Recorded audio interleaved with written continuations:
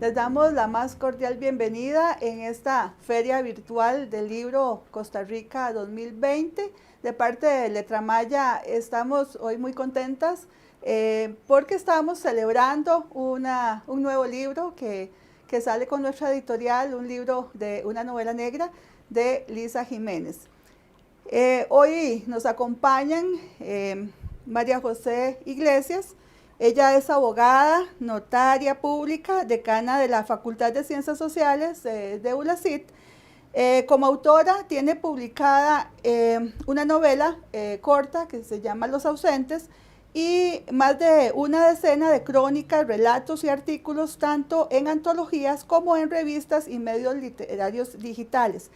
También tenemos el honor de compartir hoy con Alfonso Guido, nicaragüense, fundador y editor de la revista centroamericana Casi Literal, que realiza desde la ciudad de Guatemala, que desde el 2012 ha publicado más de 2.000 artículos sobre cultura, arte, literatura y coyuntura social en la región. Bienvenidos a los dos, muchas gracias. Y por supuesto, pues a nuestra invitada de honor, la autora Lisa Jiménez, como le decimos de cariño. Lisa es escritora costarricense, abogada con especialidad en Derecho Notarial y Derecho Público y docente de Derecho Público. Es autora del libro Los Pasos Rojos, cuentos cortos, relatos covidianos en el 2020. Su obra ha sido también traducida al inglés, trabaja actualmente en proyectos de resolución alternativa de conflictos, es columnista de La Revista, que es una revista digital costarricense, y en Casi Literal, revista digital centroamericana. Bueno, Lisa, realmente estamos súper contentos de tener esta novela, una gran novela, una novela que realmente nos sorprendió cuando nos llegó, porque tiene muchos elementos que, digamos, nos sacan, ¿verdad?, de la novela tradicional policíaca y bueno, dentro de los conceptos de novela negra nos lleva aún más allá de la novela. Entonces yo hoy quisiera que hagamos una conversación entre Alfonso, María José y Lisa, sobre varios aspectos importantes que tiene la novela. Yo quiero como empezar hablando de por qué a mí me llamó la atención como editora la novela. En realidad, cuando empecé a leer la novela me pareció interesantísimo la fluidez, la forma del discurso, como Lisa lo tenía establecido, porque habían inclusive escenas grotescas, muy grotescas, que parecían hasta poéticas. Entonces eso me llamó montones la atención, eso primero que nada. Después me llamó muchísimo la atención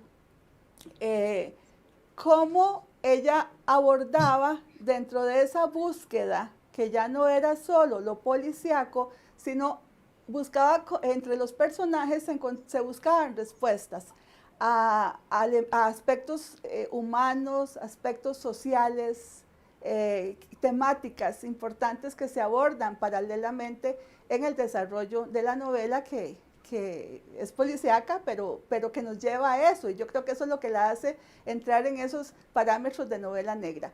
Entonces, bueno, yo quisiera tal vez empezar pues conversando con Alfonso, porque Alfonso ha visto una trayectoria en Lisa, como yo también la he visto, ¿no? Ella ha evolucionado y nos trae una novela muchísimo, bueno, muy madura, muy trabajada, muy investigada.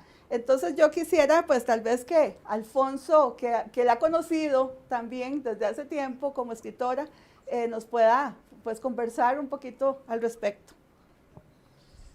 Bueno, muchas gracias. Hola, saludos, María José, Emilia, Lisa. Bueno, para empezar podríamos decir que esta novela empecé a leerla como en diciembre de 2018, cuando todavía era un manuscrito, un borrador. Lisa, en un viaje que hice a Costa Rica, Lisa me pasó el manuscrito y la verdad, de entradita, la historia me pareció sumamente interesante por el contexto en el que ocurre. Una novela negra que ocurre en un salón de belleza que de día atiende a mujeres cuyos esposos llegan de noche porque de noche se convierte en un prostíbulo.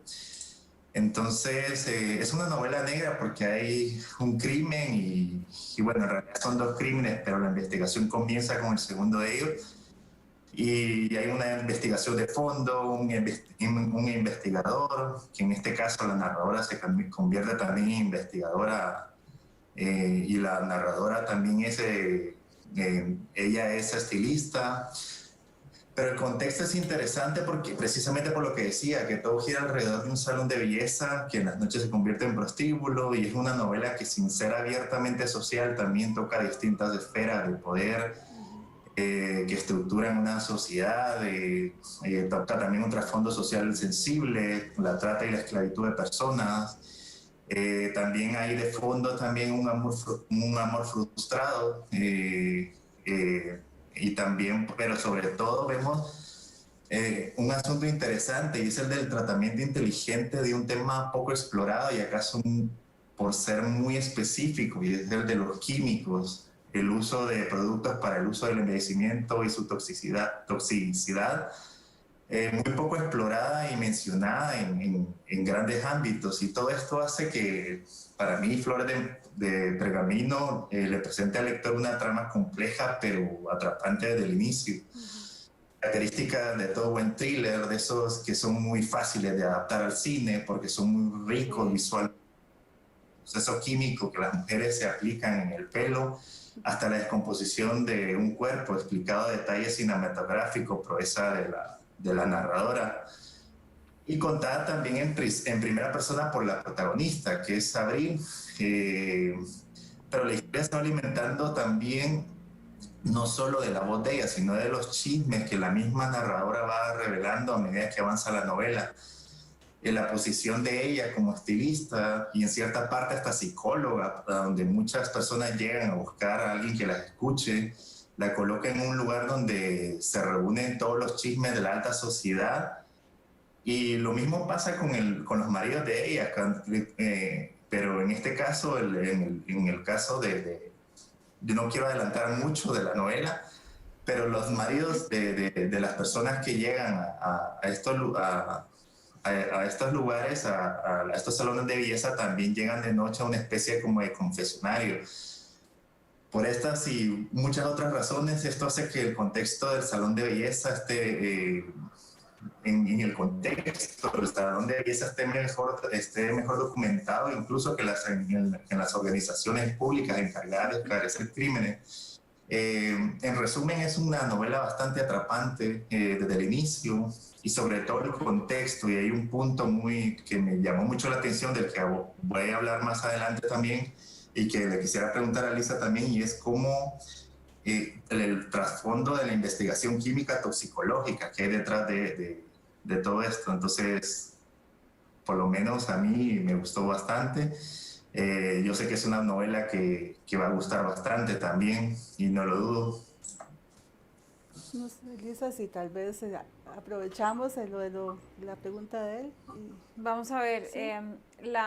El asunto toxicológico sí me llevó bastante tiempo hacer la investigación, sobre todo porque yo voy poco al salón de belleza, pero cuando voy observo, como buena escritora, me gusta observar esos espacios cerrados, pero lleno de universos abiertos. Entonces, a mí, por naturaleza, me gusta preguntar, y la gente siempre termina como un poco intrigada, pero ¿usted a qué se dedica? ¿Verdad? Entonces, bueno, no me dedico a la investigación, literalmente hablando, pero sí a la escritura, y detrás de una buena escritura tiene que haber una buena observación y posteriormente investigar, porque el observado tiene que llegar a otro lugar.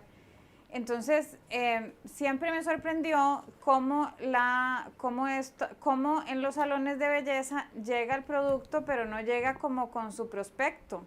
No es como la medicina, que uno puede leer los efectos secundarios a sus anchas para saber cuánto tiempo le queda de vida. Pero entonces, ¿cuál es el meollo del asunto? ¿Qué era lo interesante aquí? Darme cuenta que ninguna mujer que llega a hacerse un proceso estético se pregunta cuál es el nivel de toxicidad de lo que se está poniendo en el cabello. Y precisamente porque hay un valor superior, que es el valor de lo estéticamente agradable. Entonces, este culto a la belleza favorece el hecho de que haya una especie de negación a todo este proceso de toxicidad. Y esto también tiene que ver con la negación histórica y pensar cuál es el proceso de transformación y qué hacemos las mujeres para encajar o estar aceptando o legitimando nuestro proceso en los contextos. Entonces me llamaba la atención cómo las queratinas o estos procesos alisantes del cabello provocaban una cosa formidable. Y es que la más colochita de las mujeres terminaba con su pelo muy sedoso, pero yo pienso que detrás de esa sedosidad tenía que haber algo, por supuesto que no es un secreto, había formol detrás de esto. Entonces, bueno, no, esto no sé si es verídico o no, es una investigación que yo hice, pero detrás del formol es esta sustancia con la que se embalsama a los muertos. Esto significa que, bueno, que por accidente una persona se da cuenta que esto, ¿verdad? Como algunas cosas suceden por accidente y luego se convierten en estos grandes descubrimientos. Bueno, el formol provoca que haya un efecto alisante.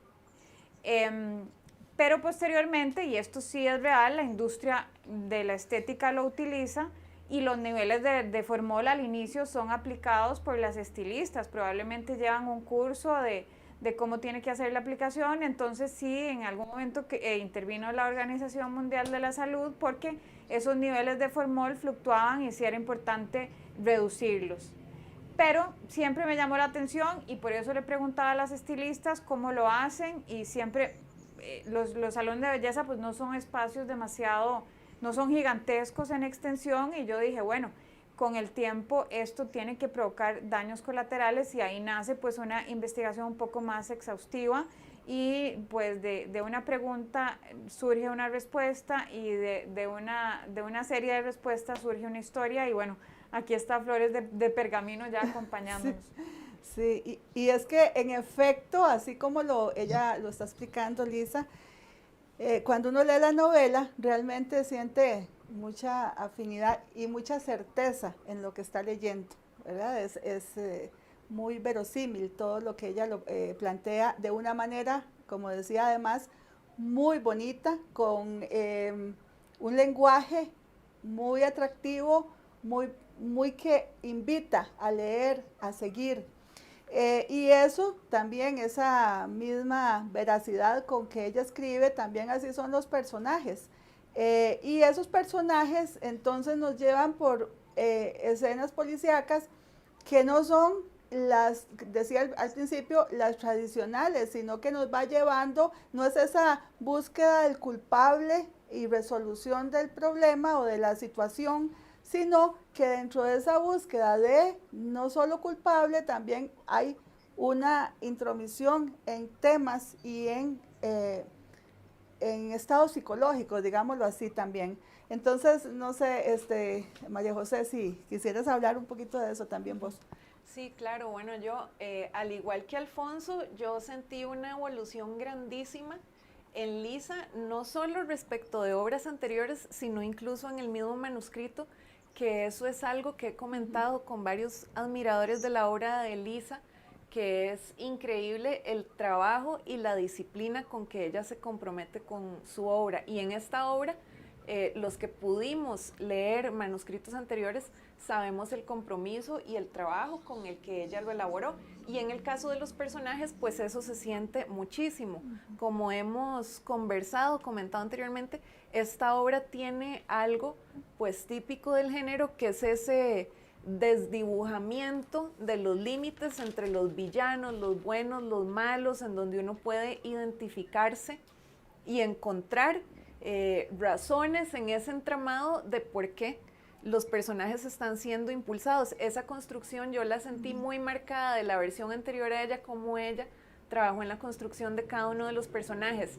Y respondiendo a tu pregunta, Emilia, pues sí, yo siento que lo que hace la obra diferente es que no se queda atrapada en esa construcción o en ese desdibujamiento de los personajes y de su perfil psicológico, no se queda atrapada en la parte del suceso, en la parte policial, en la parte judicial, sino que entra en todas esas otras temáticas, porque en realidad la razón por la que los personajes de Lisa y de Flores de Pergamino son víctimas y al mismo tiempo son victimarios y están atrapados en un destino del que no logran terminar de escapar, es por todos estos temas transversales que atraviesan la obra, que ya Alfonso nos adelantó un poco, que son temas sumamente pesados y que trascienden simplemente el crimen o el tema inmediato de tiempo presente, sino que en todas esas anacronías, porque además hay un juego magistral del tiempo, ¿verdad? Con retrospectivas, prospectivas,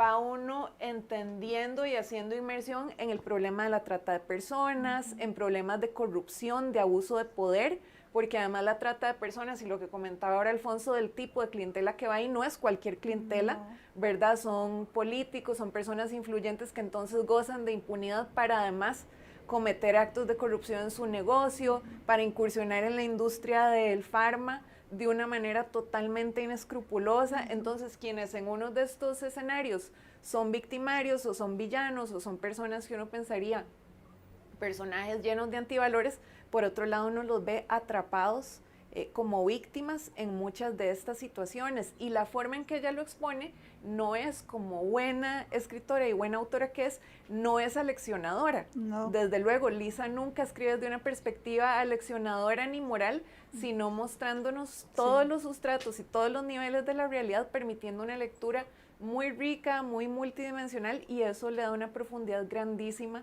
a los personajes, que hace eso, que uno los pueda ver desde todas esas perspectivas. Más bien yo quisiera preguntarle a Lisa cómo hizo para esa construcción, siendo no solo abogada, tal vez ahí la resolución de conflictos sí te ayuda a comprender mucho la psicología de las personas, el manejo del conflicto, pero además Lisa trabajó en la administración de justicia y sin embargo uno no lo siente para nada como un corset, porque ella se desvincula totalmente del relato policial tradicional, no se queda en los tecnicismos, en el expediente, sino que trasciende y vuela a todos estos otros temas. Entonces, no sé si te costó quitarte el sombrero, si fue consciente o cómo fue ese proceso.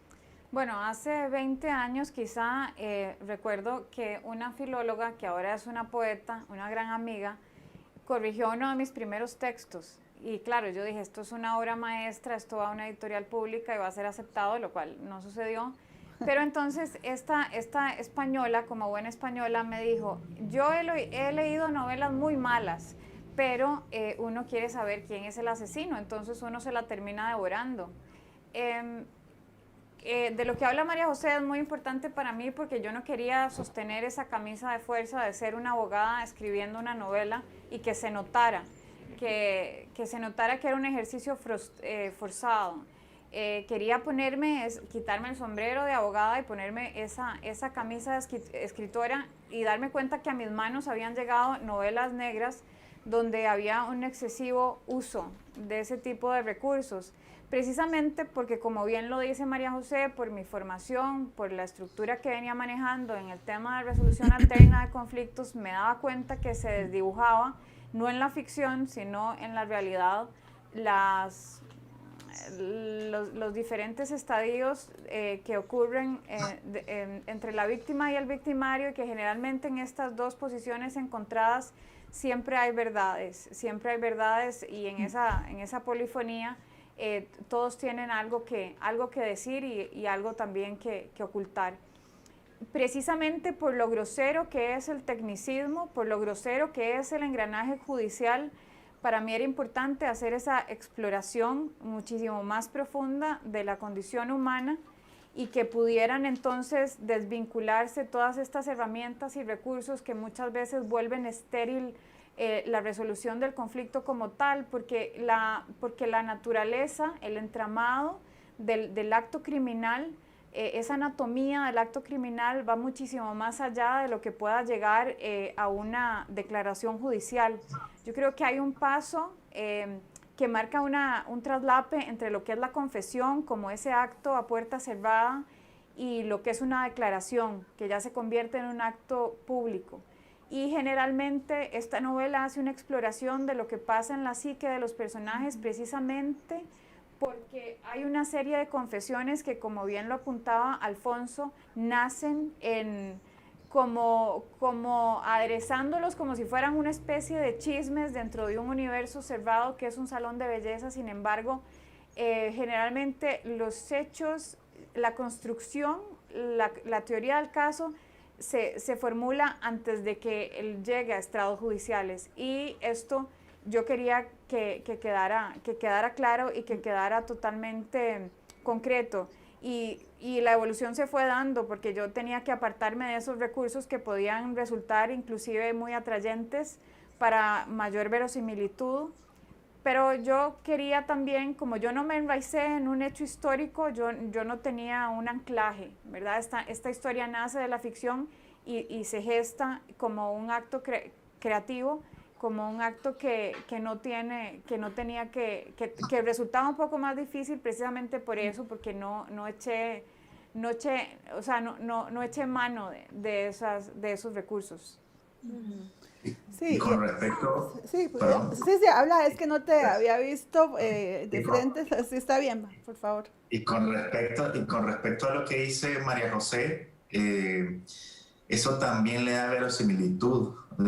Y es cierto, y yo no siento que esté exenta de términos legales, pero yo creo que, como dice la misma novela, Abril, que es la protagonista, aparte de ser una estilista, también se informaba, también se educaba, Sí, también era autodidacta. Entonces, ella sabía, por ejemplo, el concepto o el término o lo que era del término un proceso penal, conocía las diferentes instituciones, pero era porque ella misma se informaba, pero no, como dice Elisa, no hizo eso tan empalagoso que lo hubiera hecho inverosímil. claro. Si Abril persona hubiera empezado a meter un montón de términos legales y de procesos, entonces hubiera hecho bastante inverosímil la narración, pero eso le da un toque como de verosimilitud precisamente, porque Abril, como bien lo dice la novela, Abril era, ella dice en algún parlamento, bueno, tal vez la gente cree que todas las estilistas somos tontas o ignorantes, pero no. En realidad las estilistas somos, en realidad también las podemos educar, también podemos ser autodidactas, no somos ninguna tontas, etcétera, ¿verdad? Entonces es una forma también de desmitificar también a un personaje, y precisamente con lo que decía Abril, en este de cuentas no podemos como hacer prejuicio de una persona creyendo que no, que porque tiene una profesión u oficio, no tiene que ser desconocedora totalmente de lo que está hablando. Entonces sí, eso me gustó bastante, esa construcción psicológica del personaje de Abril, que a fin de como forma de zafarse ella de su pasado.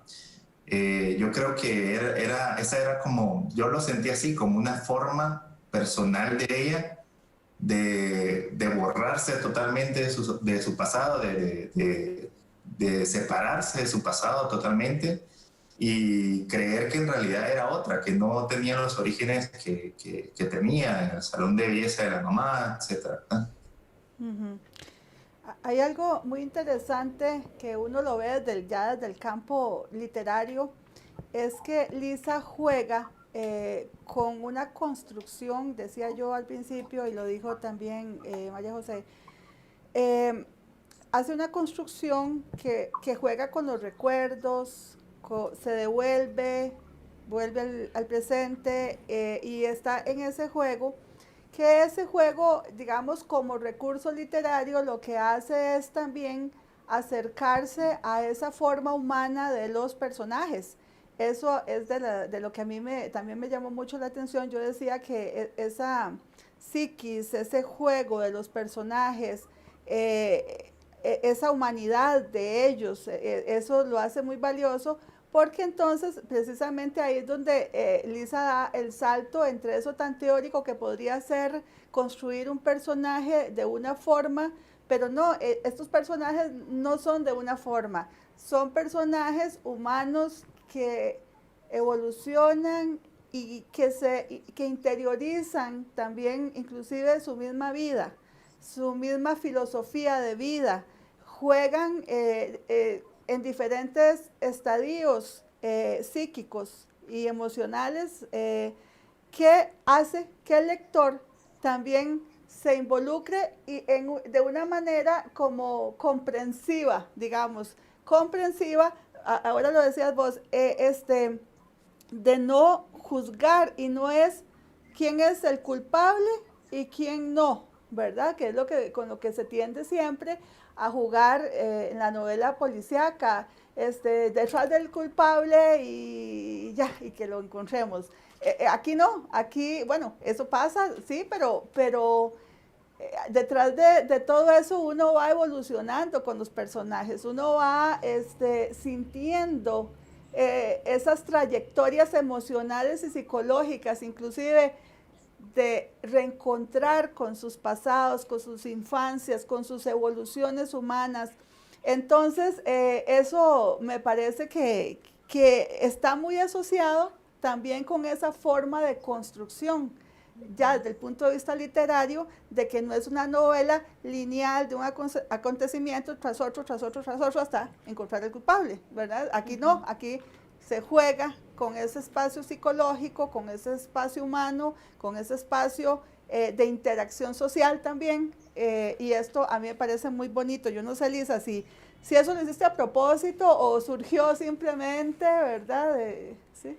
Bueno, sí, es muy interesante. Ahora, cuando una novela queda lista, uno como que se tiene que despegar, es como los hijos, nacen de uno pero no siendo uno, y cuando ya vuelan, sí, el mundo, digo yo, los lectores empiezan a encontrar un montón de cuestiones que uno ni siquiera se había imaginado que estaban ahí, porque son universos muy complejos y además hay todas estas capas de lectura que se van formando. Lo interesante para mí es, y que no es una novedad, que son recursos que han aplicado y seguirán aplicando otros escritores, es que es la visión de una niña, son las reminiscencias. Hay recursos que se utilizan dentro de la novela policíaca y lo conversábamos tras bastidores con María José, Emilia y Alfonso, si realmente yo tenía la intención de construir una novela negra, y creo que al inicio tenía la intención primera de construir una historia.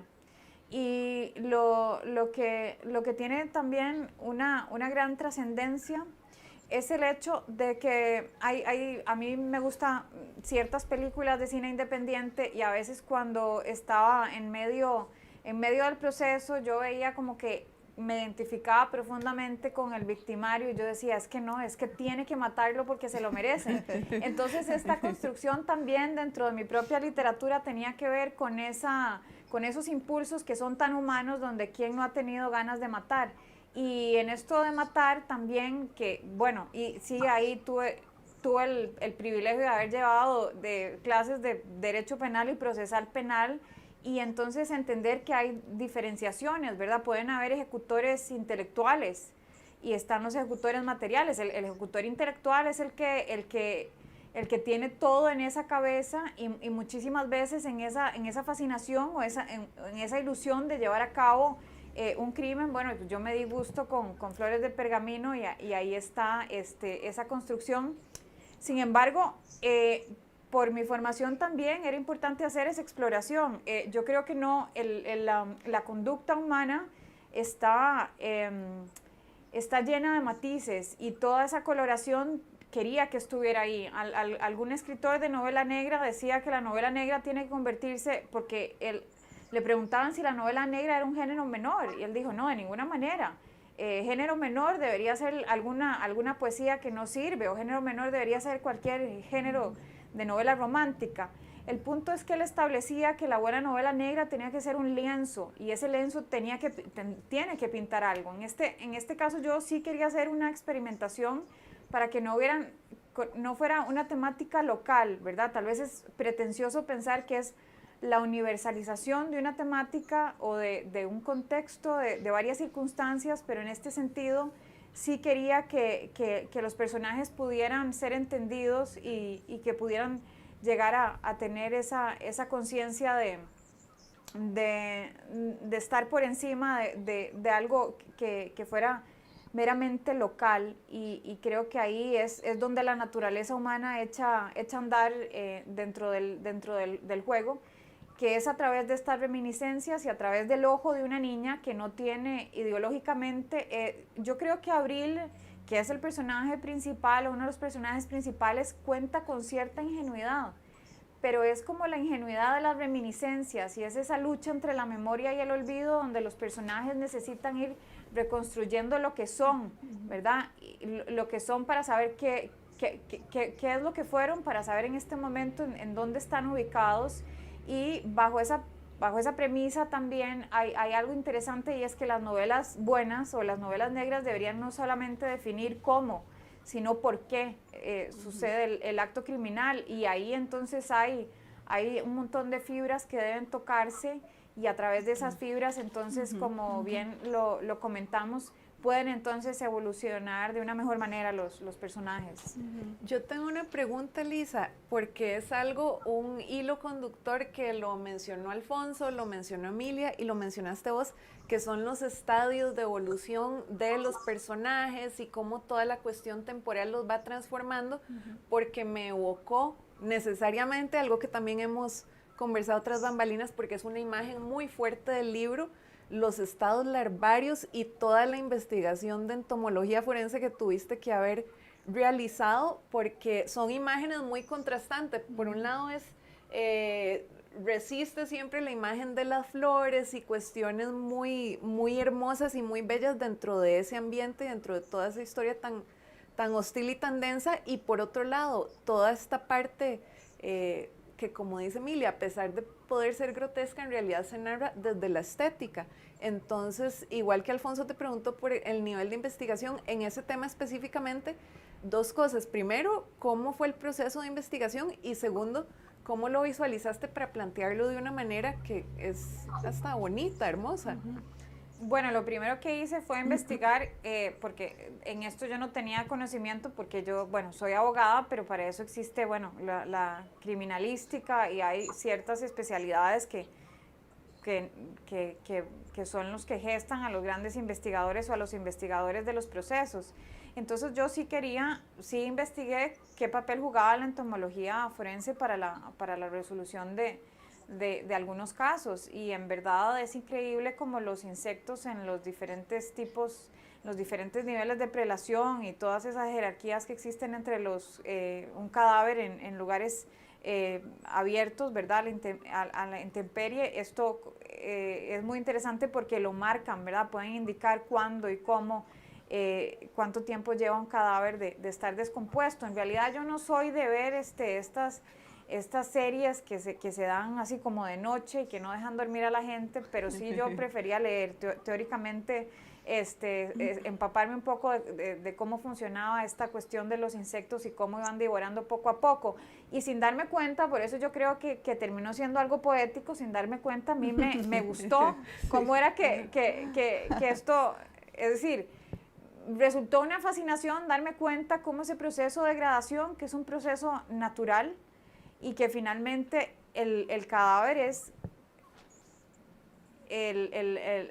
esta materia lastimada en descomposición vuelve a tener como una vinculación nuevamente con la tierra. Entonces, como hay un proceso cíclico que también tiene que ver con, no solamente es ese proceso de putrefacción, sino también lo que viene, es un proceso donde la misma naturaleza, estos seres pequeños que son esta serie de insectos, se encargan de terminar de limpiar. Estos procesos son una especie de limpia, y nuevamente hay un proceso que se restablece. Yo creo que la vida y la muerte, ¿verdad? Esta cuestión cíclica que tiene que ver con lo humano, lo inhumano también, y con la cuestión que tiene que ver que se da un crimen, hay un acto criminal, hay una persona que tiene un impulso de hacer daño, ejecuta una acción y esto lleva, por supuesto, a un resultado. Entonces no es la normalización de la conducta, pero sí es de alguna manera ver cómo ese impulso instintivo está dentro de la naturaleza humana, que puede estar refrenado, puede estar reprimido, pero de alguna manera las sociedades tenemos que lidiar con esto y en la novela pues se da esa circunstancia. Y no solo se da, sino que en el mismo lenguaje se siente mucho, o sea, cuando uno lo está leyendo, realmente, bueno, uno como editora, siempre uno está leyendo y es como, sí, esta es un libro para letra maya, dice uno, ¿verdad? Porque yo empecé a leer y claro, esas intervenciones en los primeros capítulos que hace sobre las moscas, por ejemplo, por eso la portada, bueno, se me olvidó pasárselas para que la pasen, pero ahí la podemos enviar. La portada del libro es una mosca grande, porque es que es una parte muy importante, cómo juega con el discurso, cómo ahí como que converge una parte hasta filosófica, creo yo.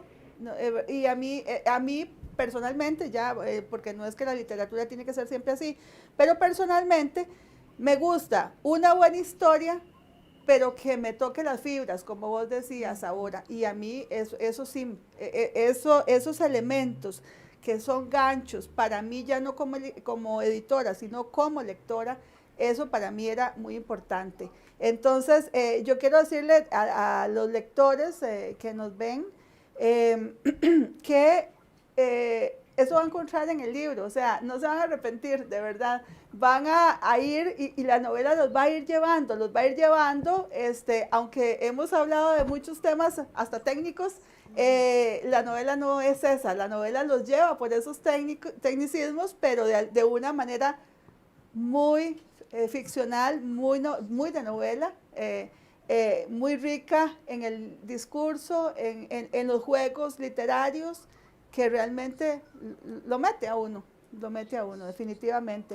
Sí. Hay una cosa, otro detalle, otra cualidad que le vi a la novela que pues lo vi más que nada también como editor.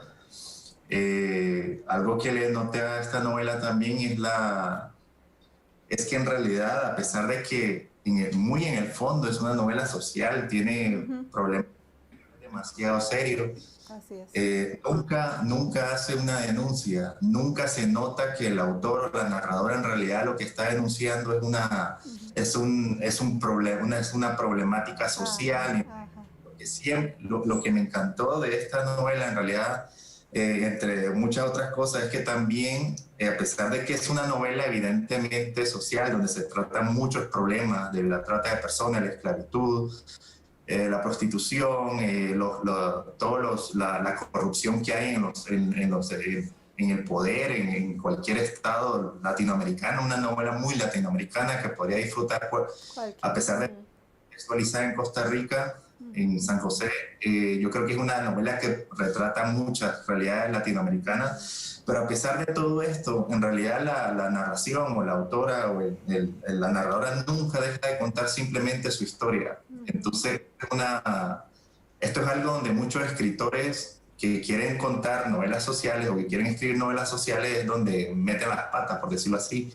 Creen que involucrándose y haciendo muy evidente las problemáticas sociales van a hacer que la historia sea mucho mejor y todo lo contrario. Desde mi punto de vista, como editor, yo sí me he dado cuenta de que en realidad más bien lo que hacen cuando meten mucho sus narices, por decirlo así, sus problemáticas, sus fantasmas, sus ganas de denunciar al gobierno, lo que sea, sus ganas de denunciar la corrupción más bien terminan estropeando la novela. Entonces, y esto no pasa con Flores de Pergamino. Sí. Entonces, este es un punto que editorialmente yo lo veo bastante fascinante y que pues, para maravilla le aportó bastante a la novela. Sí, en efecto, como editora también yo lo veo igual que vos. Para mí cuando se tocan los temas muy evidentes, muy explícitos, lo que termina siendo es una novela yo diría panfletaria. Sí, Y esto no sucede, estoy completamente de acuerdo con vos. Aquí sí, se tocan temas profundos, fuertes, grotescos inclusive, pero no se pierde la riqueza narrativa. Y eso es lo que, vean, se los digo yo que y vos también, que leemos libros de edición. O sea, eso sí, no es tan sencillo de que los autores lo logren, porque sí, normalmente los libros le llegan a uno de una manera muy construida dentro de recetas de sí, construcción y exactamente quieren evidenciar temas profundos, pero los dejan como si fuera un ensayo. Entonces, exacto. o un panfleto, como decimos. Entonces, Sí, eso es difícil de lograr. Eso es muy difícil. sí, Uno que está en sí. el tema literario, uno sabe que cuesta. Y esto no pasó con esta novela. Estoy completamente de acuerdo.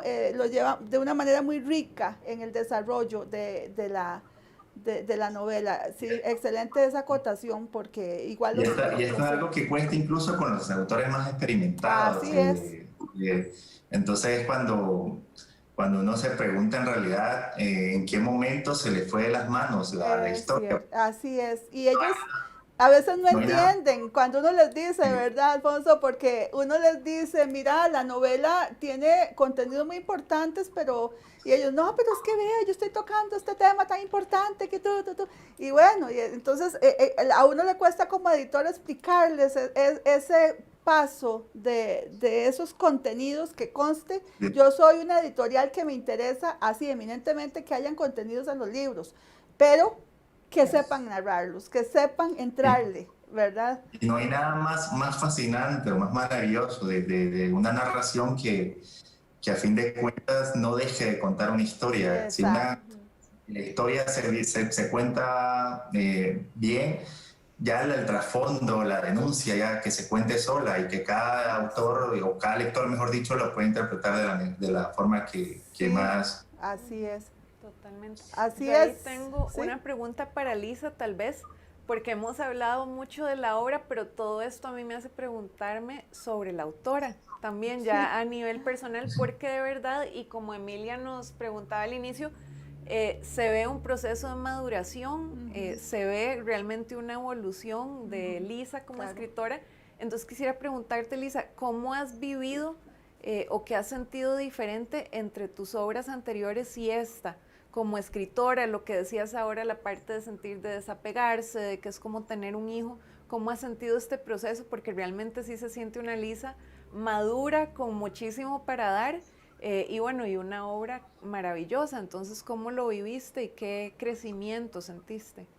Bueno, como buena escritora soy bastante impulsiva. Los escritores, bueno, yo creo que los artistas en general siempre estamos como en el filito y a veces ese impulso puede provocar de cosas que no son tan positivas. Entonces con mi primer libro yo estaba un poquito defensiva, para no decir que muy defensiva. Entonces yo lo defendía con mis patas, mis uñas y mis dientes. Sí lo son. Y recuerdo entonces que una persona que lee esta novela cuando estaba en el proceso de construcción me dice, bueno, es que esto es una novela que a mí realmente me ha gustado, porque su primer libro es un libro muy bueno, bien construido, pero era un libro romántico. Entonces yo hasta que respiré y tragué grueso, porque yo decía, pero no, ¿cómo? Un libro romántico. Entonces yo todavía tengo cierta aprensión con ese primer libro que estaba lleno de inseguridades, lleno de esa falta de noción de lo que realmente es la escritura como un proceso que nace en lo profundo, ¿verdad? Es como que está en las entrañas esa necesidad de escribir, pero luego de escribir,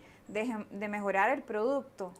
Entonces yo creo que el crecimiento se da porque inclusive el primer trabajo literario que yo hago es una novela que tiene que ver con una persona que está en la cárcel. Entonces el proceso es como muy orientado y muy enfocado al proceso de la víctima. Pero entonces en ese proceso de la víctima hay un proceso como de victimización también del escritor. Y muchas personas dentro de ese núcleo duro que estimaban mi trabajo literario, pero también me estimaban a mí como persona, me dijeron, esto no es un trabajo como que tiene la madurez. Entonces yo creo que la madurez me la dieron procesos, por ejemplo, como el hecho de escribir en Casi Literal, que es la revista de Alfonso Guido, porque entonces era como un ejercicio de exploración. Y recuerdo que los primeros ejercicios, como que Alfonso me enviaba mis artículos de vueltas con un montón de comentarios, no entiendo esto, tiene que mejorar la idea, y ahí como que fui entendiendo que si uno puede como escritor escribir una columna y investigar un tema y poder sintetizar este tema, esto también provoca una evolución en el escritor que quiere, en esta idea idílica de estar sentado con su máquina de escribir o su computadora, de hacer la gran obra, si hay un trabajo que tiene que ver con la disciplina. Entonces hay algo que yo he hecho siempre. A mí me gusta mucho observar los espacios y las conductas, pero detrás de esa observación de espacio, conducta, ambientación, también tenía que nacer como un proceso de investigación, y a través de la investigación hay una posibilidad entonces de encuadrar la historia y de tener como esas riendas, como amarrarse, no ser explosivo, tratar de tener esa contención. Y esos personajes también son difíciles de dibujar y de desdibujar. En eso también recuerdo estar con algunos meses de embarazo e ir a la casa de Emilia y le di la novela, y yo estaba como muy insegura porque yo dije, bueno, tal vez no es el tiempo. Y entonces yo le dije, Emilia, pero tengo otro material por aquí. Ella me dijo, no, espérese, hay que hacer algunas correcciones de contenido, pero esto va porque va. Y me hace una serie de comentarios y me da una serie de consideraciones muy puntuales que reforzaron. Yo creo que detrás de un proceso de madurez en la escritura tienen que haber personas, esto no lo hace solo. Creo que hay personas que son claves y que son, que su ayuda también y su estímulo y su consejo llegan a fortalecer mucho el proceso y a que uno genere esa confianza en el trabajo, porque el escritor siempre está sujeto a esas críticas, pero también tiene que tener como ese sostén que diga, esto va por buen camino, pero sí la disciplina de escribir cada 15 días y darme cuenta de mis errores, no solamente gramaticales, ortográficos, puntuación, sino también con que a veces me perdía. Entonces de ahí hay que retomar el camino. Y bueno, entonces yo creo que ha sido un proceso donde yo no he trabajado sola, hay mucha gente que me ha ayudado. Bueno, María José ha sido también, ella es escritora y una gran amiga, y siempre ha estado ahí. Esta novela la leyó cuando estaba muy crudita, y entonces me dijo, me gusta la temática, y de hecho ya había hecho ciertas anotaciones. Entonces por aquí han pasado muchísimas manos que han ido moldeando, y eso es importante porque esa gratitud permanece y el agradecimiento es fundamental en estos casos. Sí, el tema de la producción de un libro implica muchas cosas, y qué bueno que lo dice Lisa, porque la gente románticamente piensa que se inspiró y llegan a donde uno como editor, y que de ahí uno casi que tiene que decirles que sí. En mi caso, no, o sea, yo freno mucho porque a veces inclusive hay novelas buenas que pueden ser, con ciertos ajustes, pueden ser muy buenas novelas. Y el escritor tiene que comprender también eso, que un editor no le está cambiando una novela, simplemente una simple sugerencia, algunos amarres que hay que hacer de pronto, cositas que uno como editor, y bueno, en el caso mío como filóloga, pues obviamente uno agarra, retoma, analiza, porque nos sentamos, ¿verdad, Lisa? Toda una tarde, largas horas, y Lisa embarazada, a conversar y a discutir y a analizar. Es que ese es el proceso realmente de un libro. Analizar y mejorar y trabajar, investigar como lo hizo Lisa. O sea, son muchas cosas que lástima que a veces los escritores no comprenden, que no tienen quizás esa paciencia que yo creo que Lisa sí la ha tenido, y fue realmente muy, muy rico, porque la novela era una buena novela, tenía potencial en un montón de cosas, detallitos que había que ajustar, eso es todo, ¿no? Entonces, yo por lo menos, bueno, yo quedo muy, muy satisfecha una vez más con con un buen libro que sacamos de Letramaya a la disposición de los lectores, de nuestros buenos lectores, porque nuestros lectores son lectores normalmente agudos, que les gusta la buena literatura, conocedores, y yo creo que con este libro y con las novedades que traemos, van a quedar muy contentos nuevamente. A pesar de la pandemia, a pesar de todo, yo creo que ha sido muy bonito este proceso y de verdad muy satisfecha con esta nueva publicación que sacamos. No sé si Alfonso o vos quieren referirse a algo más, sino como para ir, yo creo que ya cerrando más o menos, ¿verdad? Bueno, yo quisiera felicitarlas a las dos Gracias. para el cierre, realmente todos los parabienes para la autora, la editorial y para las Flores de Pergamino, Sí. que ojalá muchísimas personas tengan el privilegio de disfrutar, pero además se nota el proceso de curaduría, lo que decía Lisa, sobre todo ese proceso de trabajo, quienes la conocemos y sabemos lo rigurosa que es Lisa en su trabajo, lo intensa, como dice ella, que ella tiene personalidad y corazón de artista, y eso es indisoluble en Lisa. Claro. Lisa como mujer, como amiga, como escritora, es intensa y apasionada en todo lo que hace y en su trabajo también, así que creo que hicieron un encaje perfecto con una editorial que hiciera ese proceso tan hermoso, la portada está hermosísima, sí. El proceso editorial también con mucho cuidado, así que Sí, felicidades a ambas muchas y ojalá gracias. que los lectores disfruten tanto eso como Sí. lo hemos disfrutado nosotros. Muchas gracias, yo estoy segura que así va a ser, que lo van a disfrutar muchísimo. Alfonso, no sé si... Sí, claro. De hecho, sí. Yo siempre he opinado de que un escritor, cuando alguien es escritor, aunque sea contador, aunque sea abogado, aunque sea editor, aunque sea, siempre escribe. O sea, un escritor, sea lo que sea panadero, sea médico, sea lo que sea, siempre escribe. Y eso es algo que se ha caracterizado bastante a Lisa. Estamos hablando de una mujer que prácticamente se dedica a las leyes y que nunca ha dejado de escribir. Cabe mencionar que esta fue la primera novela que leí de Lisa. Después leí Los Pasos Rojos y después tuve el gusto de leer una inédita también que no sé si puedo hablar de ella, pero vamos al hecho de que Esa es la que sigue. que se llama Pan o algo así. Entonces vamos al hecho de que Lisa es una autora bien prolífica. Eso es lo que siempre me ha impresionado. O sea, siempre escribe, o sea, nunca me manda sus artículos tarde, siempre está pendiente de cuándo le toca publicar o siempre es una persona que se mantiene escribiendo, entonces eso lo hace escritora. Sí. Porque hay mucha gente dice, bueno, hazte fama y échate a dormir. Entonces hay muchos escritores así de por ahí, que son escritores porque escribieron una novela por ahí y que ¿cómo se llama? Y que también, o que ganaron algunos premios o qué sé yo. No quiero ni mencionar nada de esto, pero estoy viviendo por las ramas y es terrible.